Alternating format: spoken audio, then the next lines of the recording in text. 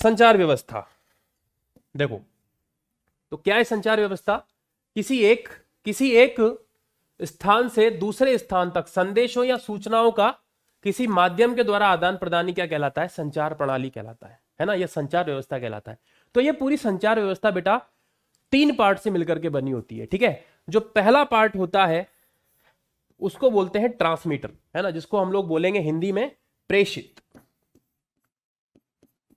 ठीक है, प्रेषित। ये होता है हमारा ट्रांसमीटर, ठीक है। दूसरा जो इसका पार्ट होता है वो होता है माध्यम, है ना, जिसके द्वारा सूचना ट्रेवल करती है ना, इसको इंग्लिश में बोलते हैं चैनल। और लास्ट में जो होगा वो होता है अभिग्राही, अभिग्राही, है ना, ये होता है आपका रिसीवर। क्लियर है? तो हमें अल्टीमेटली करना क्या है?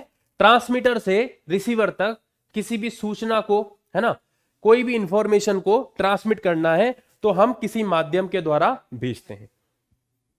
अब पूरी संचार प्रणाली में हम लोग इसको डिटेल में पढ़ेंगे, इसे डिटेल में पढ़ेंगे और इसे डिटेल में पढ़ेंगे कि भाई ये ट्रांसमीटर जो होता है ये किन किन से मिलकर बना होता है, चैनल क्या होता है बेसिकली, है ना, और ये जो रिसीवर है, ये रिसीवर जो है ये क्या किन किन चीजों से मिलकर बना होता है ना। आई बात समझ में? तो ये हमारा बेसिक स्ट्रक्चर है इसका। चलिए अब आगे बढ़ते हैं। ट्रांसड्यूसर और सिग्नल, सर ये क्या है? तो जरा देखो, हमें पता है कि हमें जिन चीजों को भेजना होता है ना, जैसे कि आपका वीडियो हो गया, है ना, ऑडियो हो गया, है ना, वीडियो हो गया, ऑडियो हो गया, ठीक है, कोई भी सॉन्ग हो गया, है ना, वॉइस सिग्नल हो गया। तो ये जो सारी चीजें है कहलाती हैं बेटा, ये हमारी सूचना होती है ना। कोई भी मान के चलो कि कोई भी डेटा हो गया, ये सारी चीजें क्या है? ये सूचनाएं हैं, है ना। इन्हें ही हमें क्या करना है? प्रेषित करना है, ठीक है। तो ये सारी चीजें जो हैं यह सूचना है। अब इन्हें डायरेक्टली, जैसे कोई भी सॉन्ग डायरेक्टली मैं यहां से बैठा बैठा 10 किलोमीटर दूर तो भेज नहीं सकता, ठीक है। तो उसके लिए मुझे एक टेक्निकल स्ट्रक्चर की जरूरत पड़ेगी, है ना, एक इलेक्ट्रॉनिक सिस्टम की जरूरत पड़ेगी, ठीक है। तो उस इलेक्ट्रॉनिक सिस्टम में सबसे पहला जो काम होता है वो होता है ट्रांसड्यूसर का। कि सर ट्रांसड्यूसर क्या होता है, इसे समझो, ठीक है। तो ट्रांसड्यूसर में ऐसी युक्ति का उपयोग किया जाता है जिसके द्वारा ऊर्जा रूपांतरण हो जाता है ना। ऊर्जा को क्या कर सकता है ट्रांसड्यूसर? तो बेसिक काम जो ट्रांसड्यूसर का है वो क्या है भाई? ट्रांसड्यूसर का जो बेसिक काम है वह है ऊर्जा का रूपांतरण।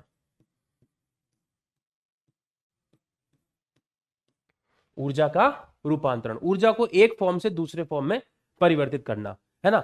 जैसे फॉर एग्जांपल हम जब किसी वेट को मेजर करते हैं, ठीक है, तो जैसे मान के चलो मैंने यहां पे ये कोई चीजें है ना, यहां पे कोई वेट रख दिया ऐसे, है ना। अब ये 1 kg का है, तो जैसे ही मैं इसको रखता हूं इसके ऊपर, तो साइड में इस तरह की होती है चीज, है ना, एक मीटर लगा होता है, वो हमें शो कर देगा कि सर यहाँ पे जो है ये रीडिंग शो कर देगा कि 1 kg। क्लियर है? जैसे मैं इसका वेट बढ़ा दूंगा, ठीक है, तो वेट बढ़ाते से ही मान के चलो इसका वेट जो है वो कितना कर दिया? 12 kg कर दिया, तो इसकी रीडिंग शो होने लग जाती है 12 kg, है ना। तो बताओ, जैसे तुम वेट बढ़ा रहे हो तो वेट बढ़ाने पर क्या हो रहा है? फोर्स लग रहा है किसके ऊपर? जिसके ऊपर हम लोगों ने जो वेइंग मशीन है ना, इसके ऊपर क्या लग रहा है? ये फोर्स लगा रहा है नीचे, है ना। तो जैसे जैसे फोर्स बढ़ रहा है वैसे वैसे रीडिंग बढ़ रही है, ठीक है। तो बताओ जरा, फोर्स बढ़ने पर इधर रीडिंग आने लग गई। रीडिंग कैसी चीज है? इलेक्ट्रिकल क्वांटिटी है ना। इसके अंदर से जो हमें दिख रही है कि भाई 12 kg का है, 13 kg का, 14 kg का है, तो फिजिकल क्वांटिटी को किस में कन्वर्ट कर दिया है? इलेक्ट्रिकल क्वांटिटी में, ठीक है। आई बात समझ में?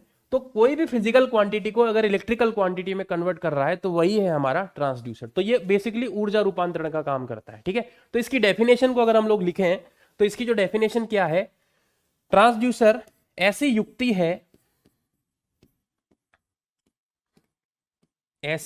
है जो दाब मतलब प्रेशर, बल, फोर्स मतलब, ठीक है, ताप विस्थापन, है ना, विस्थापन, है ना, इन सबको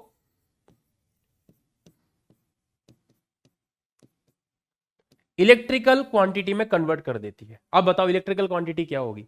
जो भी सर्किट होता है ना, उसमें करंट और वोल्टेज ही फ्लो करते हैं, है ना। तो वहां पर अगर जैसे जैसे फोर्स चेंज होगा वैसे वैसे करंट चेंज होगी, तो करंट कांस्टेंट नहीं होगी और वोल्टेज भी कांस्टेंट नहीं होगा, तो परिवर्ती होंगी, ठीक है। तो इन सब चीज को परिवर्ती धारा या परिवर्ती वोल्टता में परिवर्तित कर देता है, ठीक है। तो इन सब विस्थापन आदि इन सबको परिवर्ती धारा या वोल्टता में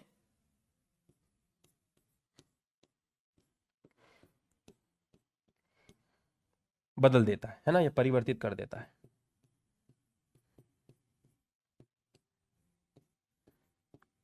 ठीक है बेटा, आई बात समझ में? टेम्परेचर बढ़ रहा है तो टेम्परेचर को किस में कन्वर्ट करके दे देगा वो? जैसे टेम्परेचर बढ़ेगा, ठीक है, तो अब डिजिटल थर्मोमीटर के बारे में बात कर लो, है ना। अभी अगर हमें हमारी बॉडी का टेम्परेचर मेजर करना होता है तो हम डिजिटल टेम्परेचर का यूज करते हैं। उसको ऐसे उसके जो बटन है उसको प्रेस किया, प्रेस करते से मुंह में रख लो, कुछ समय बाद वो ब्लिंक करने लग जाता है। तो टेम्परेचर को किस में रीडिंग शो करके दे रहा है? जो टेम्परेचर था आपकी बॉडी का टेम्परेचर है ना, उसको रीडिंग में शो करके दे रहा है। तो उसने टेम्परेचर को किस में कन्वर्ट कर दिया? इलेक्ट्रिकल क्वांटिटी में कन्वर्ट कर दिया। आई बात समझ में? अब धीरे धीरे उसकी रीडिंग क्या हो रही है? बढ़ रही है। तो तापमान के साथ उसके अंदर के सर्किट में करंट क्या हो रहा है? परिवर्तित हो रहा है, ठीक है। तो यही हमारी ट्रांसड्यूसर की चीज है। क्लियर है? आई बात समझ में? तो इस प्रकार ट्रांसड्यूसर का यूज करके हम सूचना को किस में परिवर्तित कर सकते हैं? इलेक्ट्रिकल क्वांटिटी में। और वह जो इलेक्ट्रिकल इक्विलिएंट चीज होती है, सूचना के इक्विलिएंट, है ना, सूचना के इक्विलिएंट जो हमें इलेक्ट्रिकल क्वांटिटी मिली है, वही हमारा क्या है? सिग्नल कहलाता है। वही हमारा क्या कहलाता है बेटा? सिग्नल कहलाता है, ठीक है। तो ट्रांसड्यूसर की सहायता से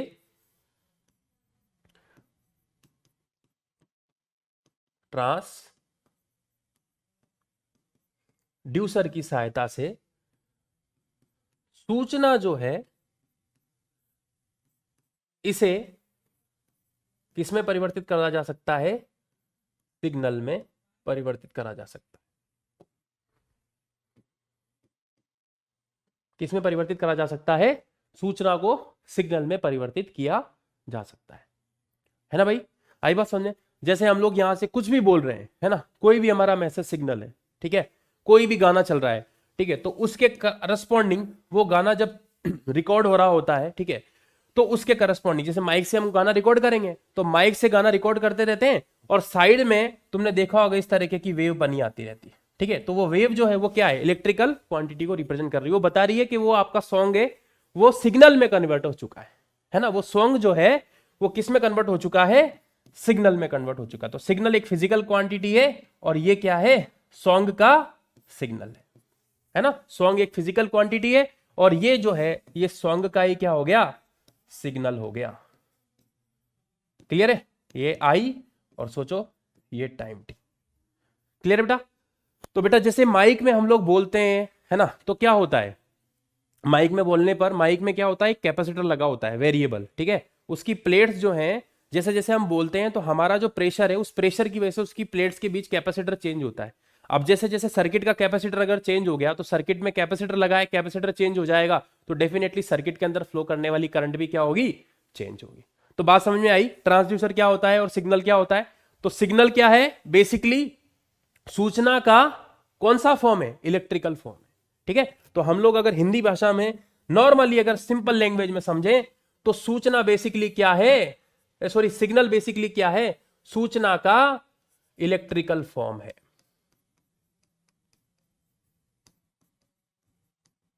ना भाई। अब ये जो सिग्नल होता है ये भी दो प्रकार का होता है, ठीक है। पहला जो होता है वो होता है अनुरूप सिग्नल,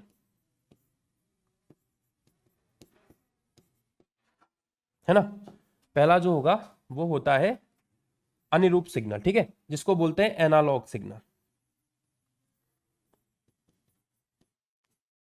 ठीक है बेटा। तो एनालॉग सिग्नल जो है उसमें वोल्टेज या करंट लगातार क्या होती रहती है, परिवर्तित होती रहती है। ये क्लियर है? वोल्टेज या सिग्नल क्या होती है, लगातार इसमें परिवर्तित होती रहती है, चाहे तो आप इसको साइनसोइडल फॉर्म में मान लो, ये इस तरीके से। तो ये हमारा कौन सा सिग्नल है, अनुरूप सिग्नल है। ठीक है, दूसरा जो होता है हमारे पास, है ना, दूसरा जो होता है वो इधर ही लिख देता हूं, चलो मैं यहां पे लिख देता हूं। ठीक है, दूसरा जो होता है वो अंक की सिग्नल कहलाता है। ठीक है, जिसको हम लोग बोलते हैं डिजिटल सिग्नल। तो दूसरा जो होगा वह होगा बेटा अंक की,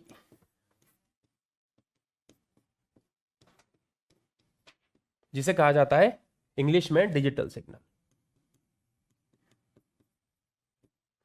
सर ये क्या होता है,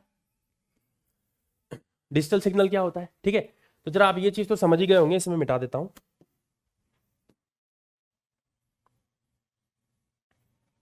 ठीक है, तो डिजिटल सिग्नल जो है वो इस तरह से रिप्रेजेंट करेंगे हम लोग, अगर इसको समझ लेते हो। तो डिजिटल सिग्नल में क्या होता है, फिक्स वैल्यू होती है वोल्टेज की और करंट की, है ना। इसमें वोल्टेज और करंट की क्या होती है, फिक्स वैल्यू होती है। तो विभक्त मान होता है ना। यहां पे वोल्टता या धारा का विभक्त मान होता है। विभक्त का मतलब होता है बेटा डिस्क्रीट, है ना। विभक्त का मतलब होता है डिस्क्रीट। डिस्क्रीट मतलब एक फिक्स वैल्यू। ठीक है, जैसे 0 या 1। 0 का मतलब जो हुआ, 0 का मतलब हो गया लो वोल्टेज और 1 का मतलब हो गया हाई वोल्टेज। ठीक है, तो सर इसे कैसे रिप्रेजेंट करेंगे, तो डिजिटल सिग्नल को इस तरह से प्रदर्शित किया जाता है। देखो जरा 0 ये 1 इस तरह से। क्लियर है? तो यहां पे अगर हमारा वोल्टेज या करंट इसके अकॉर्डिंग अगर चेंज होगा, तो देखो यहां पर वोल्टेज कैसा है, हाई है, मतलब 1 है, 0 1 0। ठीक है, तो ये दो तरह के हमारे पास सिग्नल होते हैं। क्लियर है? चलिए अब आगे बढ़ा जाए। तो निम्न में से कौन सा ट्रांसड्यूसर नहीं है, है ना। लाउड स्पीकर, माइक्रोफोन, ठीक है, प्रवर्धक, है ना, या उपयुक्त सभी। बताओ जरा कौन सा पूछ रहा है कि इसमें से ट्रांसड्यूसर नहीं है। ठीक है, तो लाउड स्पीकर का क्या काम है भाई। लाउड स्पीकर जो है वो क्या काम करता है, लाउड स्पीकर से हमें सॉन्ग सुनाई देते हैं, है ना। तो डायरेक्टली वो क्या प्रोड्यूस कर रहा है, वॉइस प्रोड्यूस कर रहा है। ठीक है, और वॉइस कैसी सिग्नल है, वॉइस क्या चीज है, कोई फिजिकल क्वांटिटी है, इट्स नॉट इलेक्ट्रिकल क्वांटिटी। ठीक है, तो लाउड स्पीकर में क्या होता है, बेसिकली अंदर से जो भी हमारा सिग्नल है ना, वो सिग्नल कन्वर्ट होकर के वॉइस के रूप में हमें सुनाई देता है। ठीक है, तो यहां पे उल्टा काम होता है। जैसे ट्रांसड्यूसर में तो क्या होता है कि जो भी आपकी फिजिकल क्वांटिटी है, सॉन्ग है या वीडियो है ना, वो किस में कन्वर्ट होता है, इलेक्ट्रिकल क्वांटिटी में। लाउड स्पीकर उल्टा काम है। लाउड स्पीकर में क्या हो रहा है, जो इलेक्ट्रिकल क्वांटिटी है वो किस में कन्वर्ट हो रही है, फिजिकल क्वांटिटी में, है ना।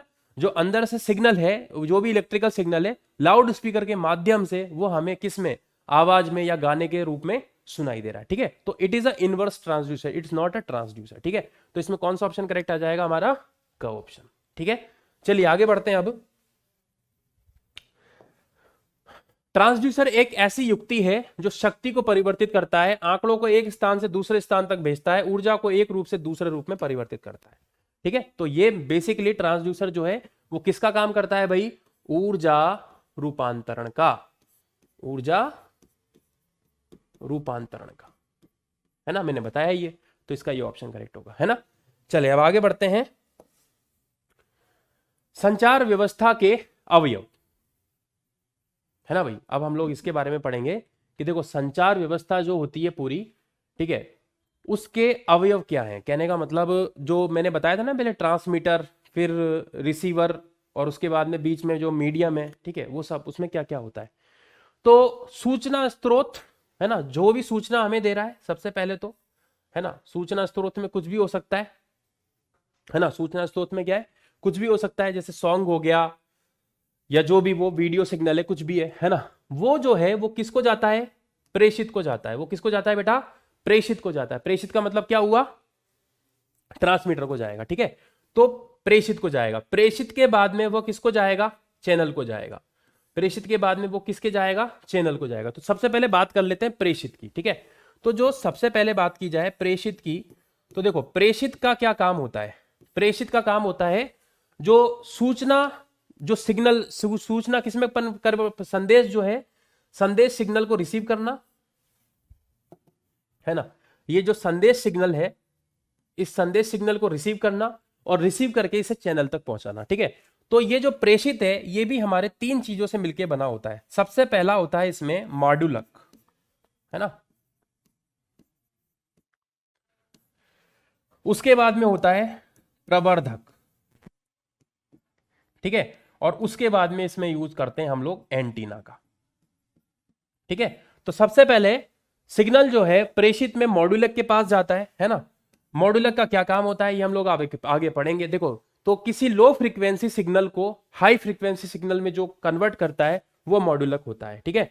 प्रवर्धक का क्या काम होता है, प्रवर्धक का काम होता है एम्पलीफाई करना। जब सिग्नल चलता हुआ आ रहा है, ठीक है, तो वो क्या है, एटीन्यूएट हो जाता है ना, क्षीण हो जाता है वो, है ना, उसकी शक्ति कमजोर हो जाती है। तो उसको पावर बूस्ट करने के लिए किसका यूज किया जाता है, प्रवर्धक का, एम्पलीफिकेशन किया जाता है उसका, ठीक है। इसको कहते हैं एम्पलीफायर, है ना, ये एम्पलीफिकेशन प्रोसेस जो होती है, तो प्रवर्धक का यूज करते हैं। उसके बाद में वो चीज वो कहां पे जाएगा, एंटीना पे, और एंटीना के थ्रू फिर किस में जाता है, चैनल में जाता है, ठीक है। तो दूसरा जो हमारा इसमें इसका स्ट्रक्चर है वो क्या है बेटा, चैनल, है ना, चैनल। तो चैनल क्या होता है इसे आप समझो। तो चैनल वह माध्यम है ना, ये क्या है, यह वह माध्यम जिसके द्वारा, वह माध्यम जिसके द्वारा मैसेज सिग्नल, है ना,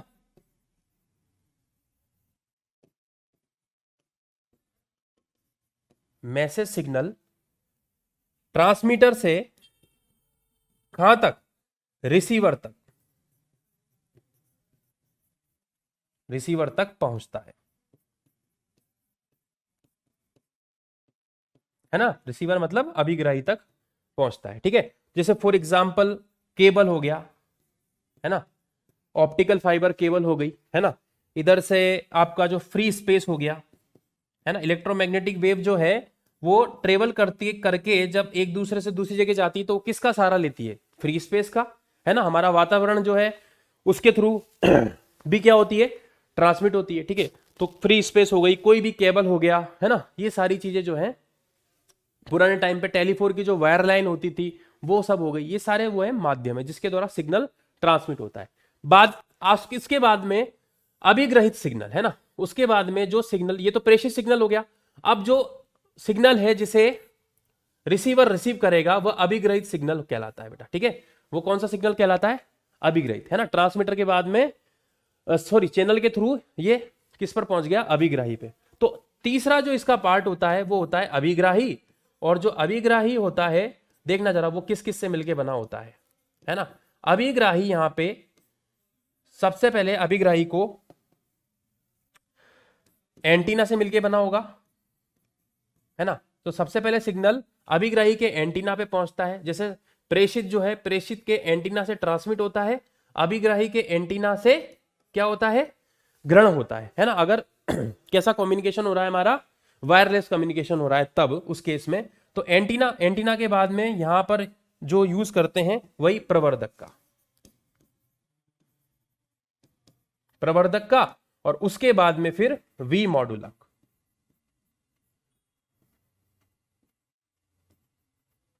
सर वी मॉड्यूलक क्या है, तो जो काम मॉड्यूलक ने किया था वो कौन करेगा, अब वी मॉड्यूलक करेगा, ठीक है।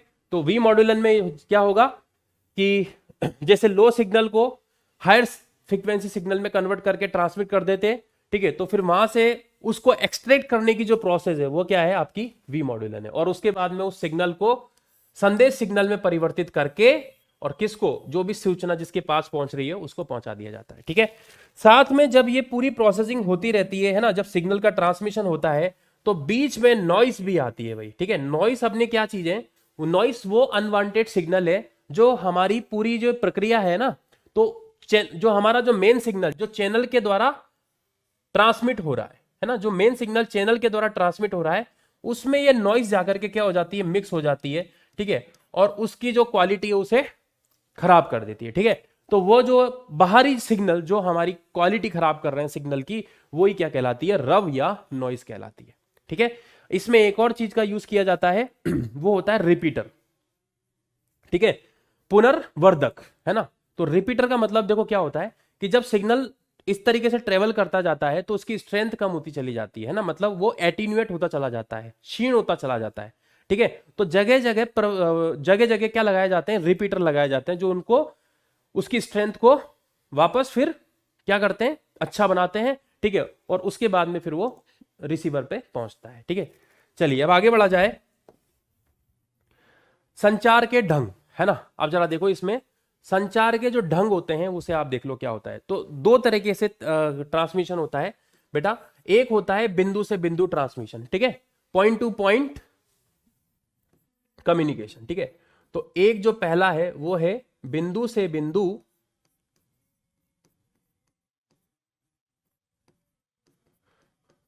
संचार, है ना, बिंदु से बिंदु संचार, है ना।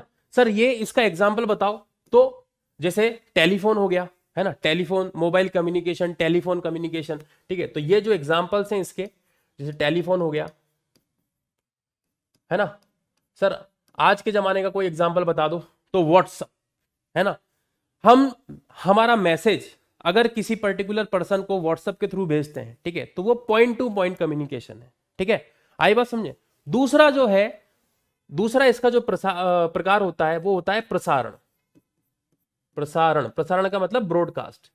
उस ब्रॉडकास्ट में जो मैसेज सिग्नल है, ठीक है, वो एक पर्सन से, है ना, वो एक जो पॉइंट है, जैसे मान के चलो ये एक पर्टिकुलर पॉइंट है, तो मैसेज सिग्नल इस एक पर्टिकुलर पॉइंट से डिफरेंट जगह पर, डिफरेंट स्थान पर पहुंचता है, ठीक है। जैसे मान के चलो ए से ट्रांसमिट हुआ तो वो पी पर, क्यू पर, आर पर, सभी पर पहुंच गया वो, है ना, और भी बहुत जगह पहुंच रहा है वो मैसेज सिग्नल, ठीक है।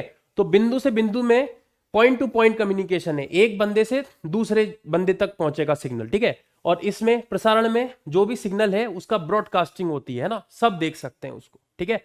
जैसे तुम्हारे पास में यूट्यूब पर जब ये वीडियो जाएगी तो कोई एक पर्सन नहीं देखेगा, वो बहुत सारे पर्सन देखेंगे, ठीक है। तो इट इज अ प्रसारण, ठीक है। सर इसमें एग्जांपल, तो इसमें टेलीविजन,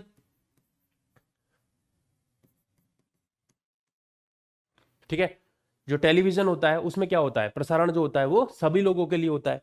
अब सर आज के जमाने का हिसाब से, जैसे व्हाट्सएप बताया था आपने, तो व्हाट्सएप ग्रुप, है ना, जब हम मैसेज किसी पर्सन को ना करके व्हाट्सएप ग्रुप में करते हैं, ठीक है, तो वहां पे वो एक पर्सन तो होता नहीं, वो क्या है, सभी को दिखाई देता है, तो इट इज अ ब्रॉडकास्ट, ये एक एग्जाम्पल हो सकता है, ठीक है ना। अब देखो यहां पे ये एक टेबल दे रखी है भाई, अब इस टेबल के अंदर जो सॉन्ग हो गया, वीडियो हो गया, टीवी हो गया, ठीक है, कोई भी नॉर्मल वॉइस हो गई, उन सब की रेंज दे रखी है ना। तो ये जितने भी सिग्नल होते हैं, है ना, जिन्हें हम ट्रांसमिट कर रहे होते हैं, उसकी कोई एक पर्टिकुलर फ्रीक्वेंसी नहीं होती है ना, उसकी फ्रीक्वेंसी की एक रेंज होती है, ठीक है। आवृत्ति की क्या होती है, एक परास होती है। तो जैसे वॉक, है ना, कोई भी अपना वॉइस सिग्नल है, ठीक है, तो उसकी जो परास होती है वो 300 हर्ट्ज से 3100 हर्ट्ज तक होती है, ठीक है। बैंड चौड़ाई इसकी कितनी होती है, 2800 हर्ट्ज के आसपास इसकी बैंड चौड़ाई होती है, और इस बैंड चौड़ाई का उपयोग व्यापारिक टेलीफोन संचार के लिए किया जाता है, ठीक है। तो ये चीज जो आपको थोड़ी सी ध्यान रखनी है, ठीक है। संगीत जो है वो 20 से 20 किलो हर्ट्ज तक होता है, ठीक है, आई बस 20 से लेके 20 किलो हर्ट्ज तक, ठीक है। तो ये हमारा और इसकी जो बैंड चौड़ाई होती है वो ये हो गया, है ना। वीडियो सिग्नल जो हो गया 4.2 मेगाहर्ट्ज के आसपास इसकी क्या होती है, बैंड चौड़ाई होती है। टीवी जो होती है उसकी इतनी होती है। ये सारी चीजें आपको याद रखनी होती है ना। चलिए आगे बढ़े। अब प्रेषण, देखो प्रेषण मतलब हुआ, अब माध्यम जो है, माध्यम की चौड़ाई क्या है, क्लियर है। अब क्या होता है कि जब कम्युनिकेशन होता है तो वॉइस कम्युनिकेशन भी होगा, है ना, टेलीविजन कम्युनिकेशन भी होगा, और भी बहुत सारे कम्युनिकेशन होते हैं, ठीक है। तो उन सब के लिए आवृत्ति की परास अलग अलग रखी जाती है ना। तो वही चीज हमारी हमने यहाँ पे दर्शाई है। जैसे एएम का प्रसारण हो रहा है ना। पुराने टाइम पे जो रेडियो चला करते थे है ना, उन्हें हम लोग एएम रेडियो ट्रांसमिशन कहते थे है ना। तो एएम प्रसारण के अंदर जो आवृत्ति का बैंड होता है, ठीक है, वो ये रहता है 540 से 1600 किलो हर्ट्ज तक, ठीक है। और रेडियो प्रसारण के अंदर बेसिकली इसका यूज किया जाता था, ठीक है। एफएम का जो होता है, एफएम का जो ट्रांसमिशन होता है, ठीक है, वो 88 से लेके 108 मेगाहर्ट्ज तक होता है। ये सारी चीजें थोड़ी थोड़ी आपको याद रखनी होगी, ठीक है। और एफएम से क्या क्या चीजें आपको सुनाई देती है, आपको पता है, संगीत भी आता है, ठीक है, ओनली वॉइस सिग्नल्स ही आते हैं, क्लियर है। उसके बाद टेलीविजन, टेलीविजन की जो होता है ना, टेलीविजन को भी 4 पार्ट में डिवाइड कर दिया इन्होंने। अति उच्च आवृत्ति है ना, उसके बाद में अल्ट्रा उच्च आवृत्ति टीवी है ना। तो ये देखो, ये इसमें 4 कैटेगरी में इसको डिवाइड किया हुआ है ना। तो ये सब चीज आपको याद रखनी है, ठीक है। सेल्यूलर मोबाइल कम्युनिकेशन, इसमें तो बहुत ज्यादा हाई फ्रीक्वेंसीज का बैंड हम यूज करते हैं, 896 से 901 मेगाहर्ट्ज है ना। ये देखो है ना, तो मोबाइल के आधार पर, स्टेशन से आधार मोबाइल के लिए। और उपग्रह संचार जो होता है ना, उसकी रेंज जो होती है वो ये होती है, ठीक है।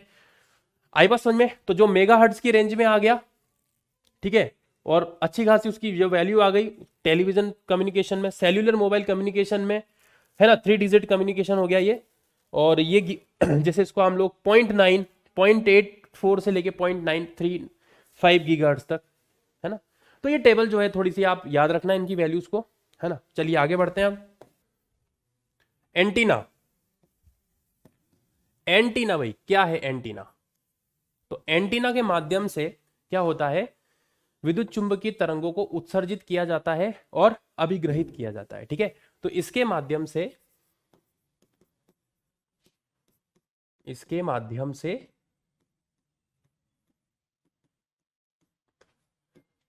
विद्युत चुंबकीय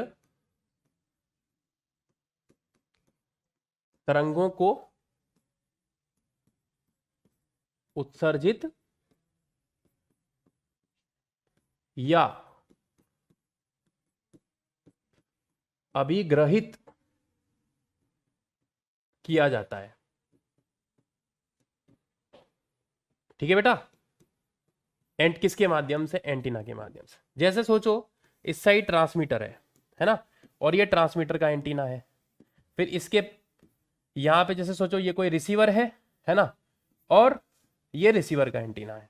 और हमें पता है कि ट्रांसमीटर से अगर आपको मैसेज सिग्नल किस पे भेजना है, रिसीवर पे भेजना है, ठीक है, तो वह इलेक्ट्रोमैग्नेटिक वेव के फॉर्म में भेजा जाएगा और इलेक्ट्रोमैग्नेटिक वेव के फॉर्म में ही रिसीवर पे पहुंचेगा। ये बात भी समझ में आती है तुम्हें अच्छे से?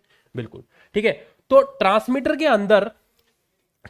अंदर तो हमें पता है प्रत्या परिवर्ती धारा होती है ना, और वहां पर एक एलसी ऑसिलेटर सर्किट लगा होता है, ठीक है।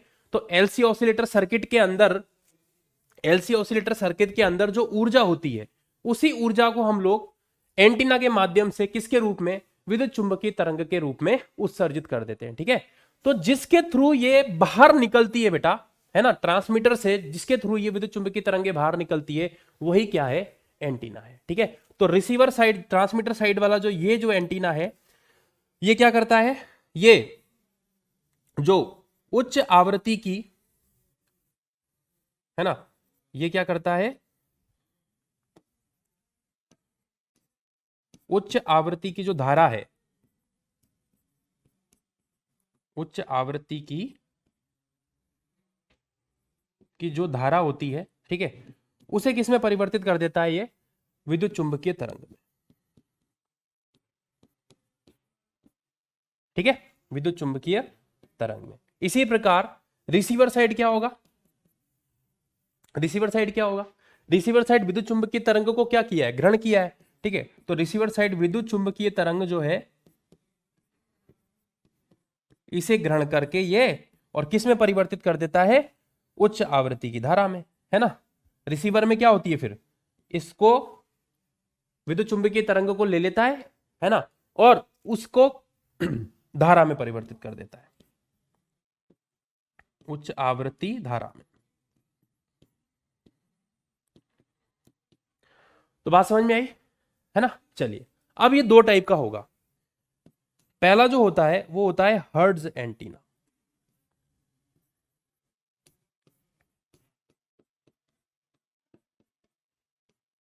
ठीक है। पहला जो होता है वो होता है हर्ट्ज एंटीना, ठीक है। तो हर्ट्ज एंटीना क्या है? हर्ट्ज एंटीना एक सीधा चालक तार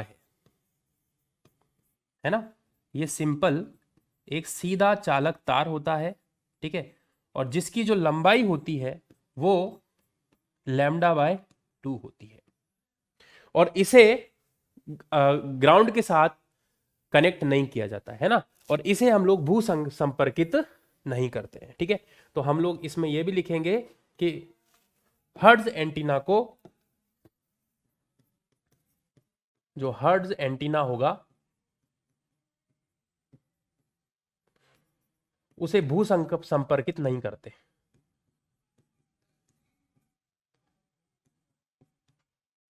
संपर्कित नहीं करते, ग्राउंड से कनेक्ट इसे नहीं करते हैं, ठीक है। इसी के साथ में दूसरा जो होता है वो मार्कोनी एंटीना होता है। क्या होता है बेटा? मार्कोनी एंटीना होता है ना, और ये जो है इसकी लेंथ होती है, ये भी एक सीधा चालक है, ये भी एक तरीके के क्या है, सीधा चालक है, जिसकी लेंथ λ/4 होती है ना, और इसे हम लोग भू संपर्कित करते हैं, ठीक है। तो इसे जो है, जो ये मार्कोनी एंटीना है ना, इसे हम लोग किसके साथ कनेक्ट कर देते हैं? Connect with ground. आई बात समझ में? अब बेटा ये जो है मार्कोनी, यही दो पार्ट में डिवाइड होता है। तो ये जो पार्ट है वह कहलाता है बेटा द्विध्रुवीय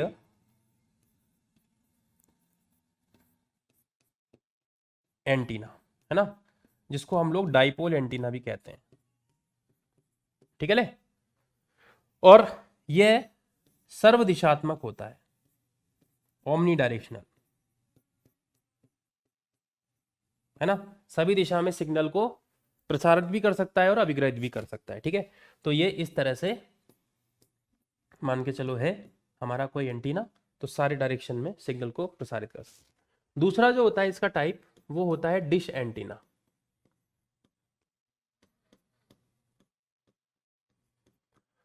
ठीक है।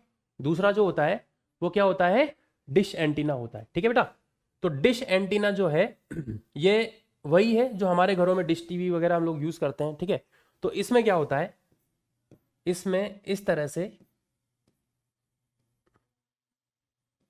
एक पैराबोलिक शेप का रिफ्लेक्टर होता है ना। तो यहां पे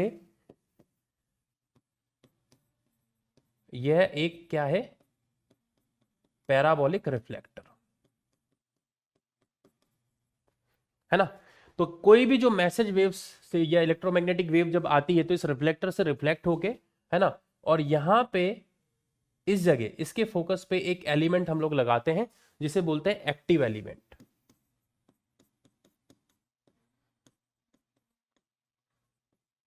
ठीक है। तो जो भी वेव्स आएगी, ठीक है, वो यहां पे इस तरह से आती है, यहां से रिफ्लेक्ट होकर के इस एक्टिव एलिमेंट पे जाती है, और एक्टिव एलिमेंट से अंदर ही प्रोसेस होके वो हमारे धारा के रूप में वो जो वेव कन्वर्जन हो जाता है उसका, है ना, विद्युत चुंबकीय तरंग से विद्युत ऊर्जा में परिवर्तित होकर के धारा के रूप में वो जो है हमारे सिग्नल के फॉर्म में मिल जाती है, ठीक है। तो एक्टिव एलिमेंट को हम लोग हिंदी में अगर बोलें तो ये सक्रिय अवयव कहलाता है। आई बात समझ में? क्लियर है? चले आगे बढ़ते हैं। अब तो ये एंटीना के प्रकार होते हैं, अब आगे बढ़ते हैं टीवी टावर की ऊंचाई और प्रसारण दूरी में संबंध, ठीक है। तो जरा देखो, जो टावर हम लोग अर्थ की सतह पर लगाते हैं, है ना, जो हमारी धरती की सतह पर लगाते हैं, वह टावर कितनी दूरी तक अपने सिग्नल को ट्रांसमिट कर सकता है, वो परास हमें ढूंढनी है ना। तो मान के चलो कि ये हमारे पास इस तरह से धरती की कोई सतह है, इसे मैं सोचो ए पॉइंट मानता हूं, इसे मैं सोचो बी पॉइंट मानता हूं, है ना, और इस धरती की सतह पे एक टावर लगा हुआ है ना। तो मान के चलो मैंने धरती की सतह पे ये टावर लगा दिया जिसकी ऊंचाई कितनी है? h है। ये ए पॉइंट मैंने नाम दिया, सॉरी इसे मैं नाम देता हूं P, इसे मैं नाम देता हूं Q, ठीक है। और यहां पे इसका केंद्र है ना, तो इसकी जो रेडियस है इसकी जो रेडियस है, ठीक है, वो क्या है बेटा, आर है। केंद्र जो है, तो डेफिनेटली अर्थ की रेडियस क्या होती है, आर होती है, यही होती है ना बेटा, अर्थ की रेडियस क्या होती है, आर होती है। अब सोचो कि इस एंटीना के टॉप पोजीशन से जो सिग्नल जो आ रहे हैं, सिग्नल का ट्रांसमिशन हो रहा है ना, तो वो इस मैक्सिमम बिंदु तक पहुंच रहे हैं, बी तक और इधर ए तक, ठीक है। तो डेफिनेटली यहां पे बिल्कुल ऐसे इस तरह से निकल जाएंगे सिग्नल। तो यहां पे जो एंगल बनेगा, ये देखो जरा, ये क्या बनेगा, 90 डिग्री। इसी तरह से ये जो एंगल बनेगा, ये भी क्या होगा, 90 डिग्री, है ना। अब मैं इस पॉइंट से इसको अगर मैं जोड़ दूं, है ना, तो इससे इस पॉइंट को जोड़ने पर ये जो डिस्टेंस निकल के आएगी, यही क्या है, हमें ढूंढनी है, यही क्या है, हमारी डी। और ये वाला जो एंगल है, ये भी हम लोग 90 डिग्री मान सकते हैं, ठीक है। क्यों सर? क्योंकि जब हम लोग देखते हैं, है ना, तो हमें देखने पे तो कैसा लगता है कि धरती बिल्कुल कैसी है, सपाट है, क्लियर है ना, बिल्कुल समतल है, बट वो एक्चुअली में कर्व फॉर्म में होती है। तो इस एंगल को अगर समतल आप मान के कंसीडर कर रहे हो, तो ये एंगल भी जो हो जाएगा आपका 90 डिग्री हो जाएगा, ठीक है। सिमिलरली जब आप इधर भी जब जोड़ दोगे इसको ऐसे, ठीक है, तो ये वाला जो एंगल होगा, ये भी क्या होगा, 90 डिग्री होगा, ये वाला जो होगा, क्लियर है। अब मैं यहां पे एक काम करता हूं, मैं यहां पे एक triangle P Q B consider करता हूं, पी क्यू बी। इन ट्राइंगल पी क्यू बी में देखो बेटा, ट्राइंगल पी क्यू बी में अगर बात की जाए तो क्या होगा, पीबी का स्क्वायर बराबर, ठीक है, यह हाइपोटेनियस हो गया, है ना, क्लियर है, ये हो गया हमारा परपेंडिकुलर, ठीक है। तो ये हो जाएगा पी क्यू का स्क्वायर प्लस क्यू बी का स्क्वायर, ठीक है। तो पीबी का स्क्वायर देखो क्या हो जाएगा, पीबी का square equals to P Q का स्क्वायर, पी क्यू स्क्वायर ही हो गया, मतलब ये एच का स्क्वायर हो गया, प्लस क्यूबी का स्क्वायर मतलब कितने का स्क्वायर हो गया, डी का स्क्वायर। सिमिलरली हम लोग यहां पे एक ट्राइंगल कंसीडर कर लें अब, इन ट्राइंगल पीओबी, पीओबी अगर ये ट्राइंगल कंसीडर करें हम लोग, ठीक है। तो जरा इस त्रिभुज में देखो, इस त्रिभुज में देखो, यहां पे ये 90 डिग्री एंगल है, तो हमारी ये क्या होगी, ये हाइपोटेनियस होगी, है ना, कर्ण होगा हमारा, ये होगा। तो पीओ का स्क्वायर बराबर हो जाएगा ओबी का स्क्वायर प्लस पीबी का स्क्वायर, ठीक है भाई, कोई दिक्कत नहीं। अब पीओ का स्क्वायर देखो क्या लिखोगे, इसे आप लिख सकते हो आर प्लस एच का स्क्वायर बराबर ओबी का स्क्वायर क्या लिखोगे, ये हो जाएगा आपका आर का स्क्वायर प्लस पीबी का स्क्वायर, है ना बेटा, ठीक है। तो ये हो जाएगा, आप इसको लिखोगे R square plus H square plus 2r into H बराबर आर स्क्वायर, और पीबी स्क्वायर की जगह आप क्या लिख सकते हो, यहां लिख सकते हो H square plus D square, ठीक है, कोई दिक्कत नहीं। तो जरा देखो, आर स्क्वायर से आर स्क्वायर कैंसिल आउट हो गया, एच स्क्वायर से एच स्क्वायर कैंसिल आउट हो गया, तो यहां से जो डी स्क्वायर निकल के आ गया, उसकी वैल्यू क्या निकल के आ गई है, 2RH, है ना, और यही हमें निकालना था। तो जो तुम्हारा रेंज निकला है वो क्या निकला है, अंडर रूट में 2RH। तो अगर टीवी टावर की ऊंचाई अगर तुम्हें पता है, तो तुम ये निकाल सकते हो कि भाई कितनी दूरी तक प्रसारण संभव है ना। आगे बढ़े, दो एंटीनाओं के बीच की अधिकतम दृष्टि रेखीय दूरी, है ना। तो दृष्टि रेखीय दूरी का मतलब जरा देखो, मान के चलो ये जो सिग्नल है, ये वाला जो हमारा टावर है, ये जो टावर है ना, ये इस धरती के इस पॉइंट तक अपने सिग्नल को ऐसे भेज सकता है, ठीक है। और सिमिलरली ये भी इसको इस रेंज तक ऐसे सिग्नल को अपने को भेज सकता है, ठीक है। तो ये क्या हो जाएगी dt, ये क्या हो जाएगी dr, और इन दोनों के बीच का जो दूरी है ना, टोटल dm, वही जो है हमें ढूंढनी है। तो वही जो हो जाएगी that is dt plus dr। तो dt को क्या लिखोगे, अंडर रूट में 2 into H T into R plus under root में 2 into H R into R, ठीक है।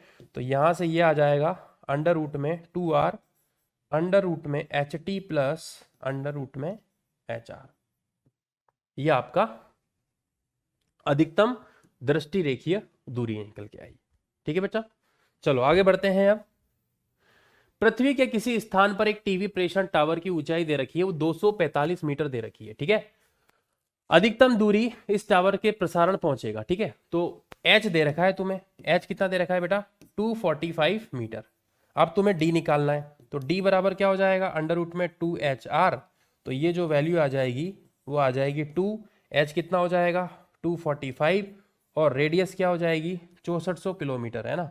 मतलब है ना, जब इसको सॉल्व करोगे तो ये 56000 मीटर मिलेगा, है ना, या इसको आप लिख सकते हो 56 किलोमीटर। ठीक है, तो कौन सा ऑप्शन करेक्ट आ जाएगा, ग ऑप्शन करेक्ट होगा। आगे बढ़ा जाए, एंटीना क्या होता है भाई, प्रेरणिक, धारितात्मक, अनुनादी आवृत्ति पर प्रतिरोधक, अनुनादी आवृत्ति के ऊपर प्रतिरोधक। ठीक है, तो जरा देखो, जो भी एंटीना होता है वो एक LCR सर्किट के अंदर काम करता है ना, और वहां पर जब अनुनाद की स्थिति होती है उसी समय पर हम लोग जो है वो क्या करते हैं, सिग्नल्स को ट्रांसमिट करते हैं। ठीक है, तो डेफिनेटली वो है अनुनादी आवृत्ति के ऊपर जो होगा वो प्रतिरोधक होगा। ठीक है, तो ये याद रखना है आपको, अनुनादी आवृत्ति के ऊपर प्रतिरोधक में काम होगा। ठीक है, क्योंकि वहां पर हमेशा रेजोनेंस कंडीशन होती है हमारी। ठीक है, और उस कंडीशन में ये अनुनादी आवृत्ति के ऊपर नहीं बेटा, अनुनादी आवृत्ति पर प्रतिरोधक होगा, है ना, अनुनादी आवृत्ति पर प्रतिरोधक होगा ये। ठीक है, उसका रीजन पता है क्यों, क्योंकि रेजोनेंसिंग कंडीशन के ऊपर ही एंटीना से हम लोग सिग्नल्स को ट्रांसमिट करते हैं, तभी मैक्सिमम पावर, है ना, और मैक्सिमम करंट हमें मिलेगा। ठीक है, तो वो उसके अंदर जो Z हो जाएगा वो किसके बराबर हो जाएगा, R के बराबर हो जाएगा। ठीक है, चलिए आगे बढ़े। अब मॉडुलन, मॉडुलन देखो भाई, मॉडुलन क्या है इसे समझते हैं। तो मॉडुलन जो है एक ऐसी प्रक्रिया है जिसके द्वारा जो लो फ्रीक्वेंसी सिग्नल्स होते हैं उन्हें हाई फ्रीक्वेंसी सिग्नल्स में कन्वर्ट किया जा सकता है।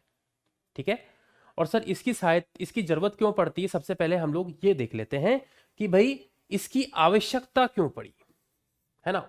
तो सबसे पहले इसकी आवश्यकता क्यों पड़ती है उसे आप समझ लेते हैं, उसके बाद फिर मैं बताऊंगा कि मॉड्यूलन जो है उसकी परिभाषा में आपको लिख के बताऊंगा। ठीक है, तो आवश्यकता देखो, तो सबसे पहले कुछ प्रॉब्लम्स आती है ना, लो फ्रीक्वेंसी सिग्नल्स को अगर हमें डायरेक्ट ट्रांसमिट करना होता है ना, जैसे हमारे जो मैसेज सिग्नल बनते हैं ना बेटा, उनकी फ्रीक्वेंसी बहुत कम होती है, और उन्हें जब अगर हम लोग ट्रांसफर करना चाहें, ट्रांसमिट करना चाहें, ठीक है, तो वहां पर जो कुछ प्रॉब्लम आती है। ठीक है, तो कुछ प्रॉब्लम्स में सबसे पहली जो प्रॉब्लम है वो है एंटीना की ऊंचाई।